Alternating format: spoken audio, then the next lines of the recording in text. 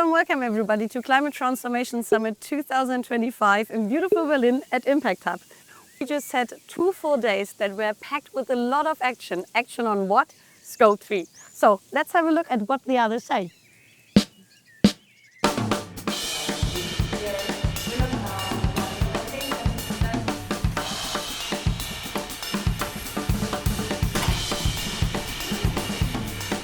So let's start with getting to know our guest. So I'm Tabea. I work for Atruvia. I'm a principal expert for sustainability there.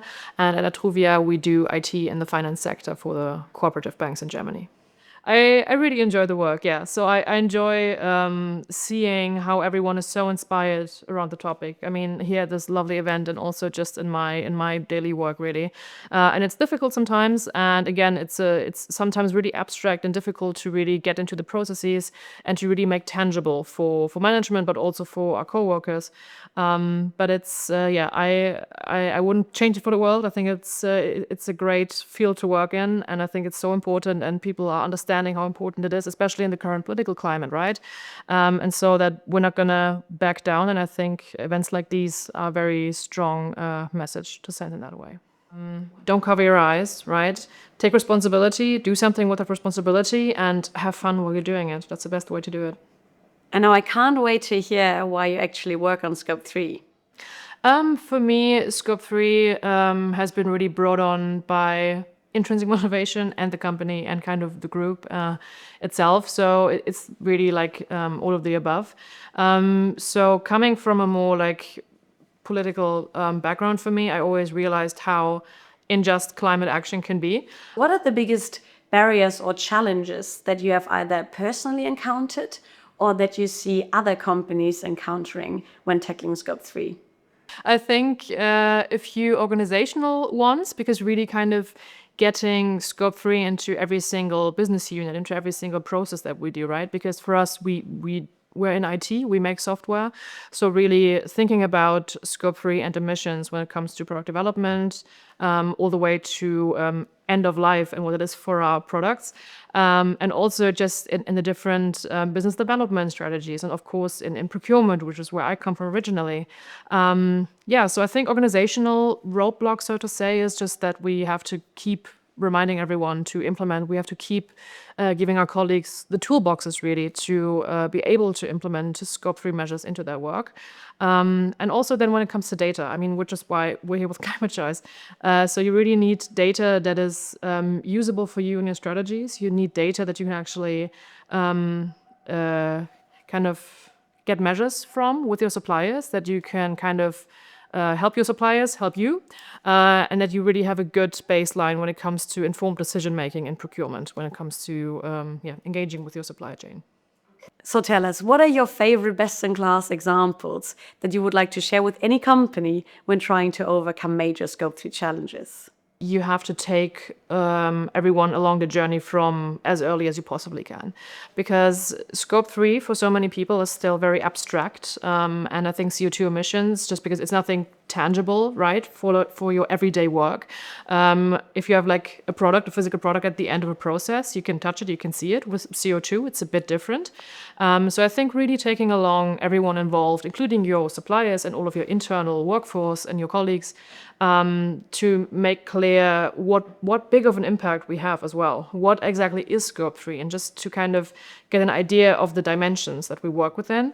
And now I'm, of course, very curious to find out how the collaboration with Climate Choice has actually supported you and your team, or even your customers, on this Scope 3 journey. When it comes to implementing Scope 3, I mean, one, obviously on a technical level, right? When it comes to enabling us through data that we need, both when it comes to communicating with management, when, lovely dashboards, etc., but also when it comes to our suppliers. So that it's not just an anonymous questionnaire you send to suppliers and then they don't know what's going to happen with it, and we don't really use it because the data is a bit meh.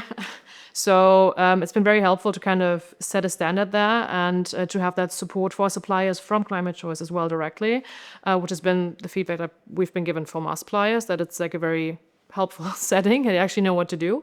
Yeah, and then also just, again, the organizational part of it when it comes to Scope 3. So to kind of really have a sounding board, like how do we tackle these challenges? How do we get our people involved? What do we actually do with the data? What is like a realistic benchmark to set for certain suppliers? And which suppliers should we approach? And so all these questions that you ask yourself in the process, and it's just makes it so much easier when you have people in the field to actually discuss this with. Okay, so this might sound a little bit out of context, but thinking about Scope 3, what would be your personal goosebump moment?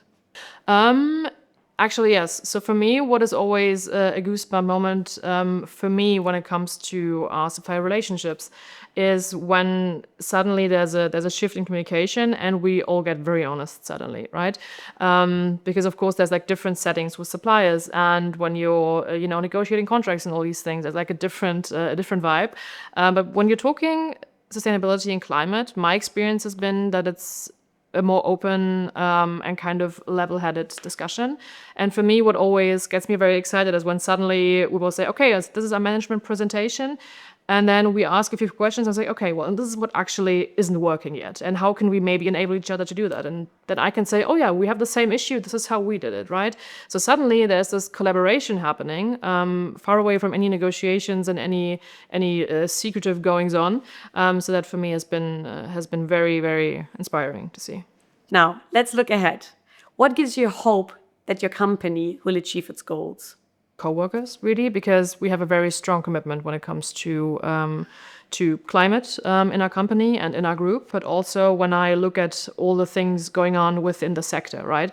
So at these events like today, when you see all these different industries coming together and discussing the challenges that we face and also being very honest about roadblocks that we all have and how we handle them. And so we are here in this beautiful context of Climate Transformation Summit 2025. And of course, I'm very curious to understand what stood out for you so far. Yeah, I mean, CTS has been so lovely. I was here last year already, but I feel like they stepped it up even more this year, if that's possible. I don't know, the vibe is so nice. There's so much knowledge sharing and best practices, and also talking about roadblocks and just realizing we're all facing very similar things. So the exchange has been very, very nice, very fruitful, and just a good vibe, yeah. Now, going to a conference is one thing, but what really counts is what you take back home. So what would it be for you?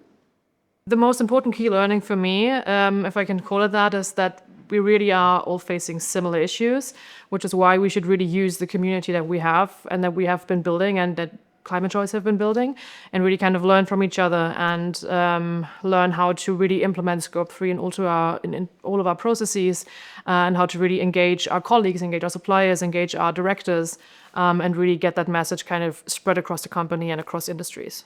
What do you hope to see happening in the field of Scope 3 action until end of the year?